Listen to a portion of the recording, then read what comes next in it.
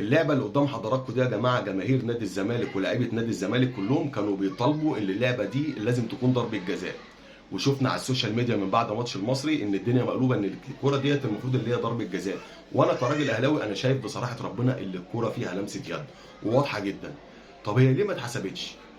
ليه ما اتحسبتش؟ ممكن حضرتك تكون جماهير زمالك او اهلي مش على درايه بقوانين كره القدم، زي ما انا ما كنت في يوم من الايام مش على درايه، بس حاولت ان انا اتعلم. ف ليه الكرة دي ما اتحسبتش؟ مع انها لمسة يد واضحة والكرة مكبرة الجسم، الايد مكبرة الجسم وكل حاجة فيها شروط تلامس.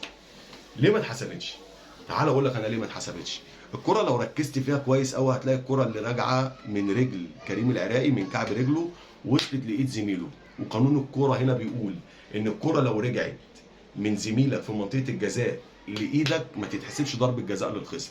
عشان كده الحكم ما رجعلهاش والحكم ما رضيش يحسبها.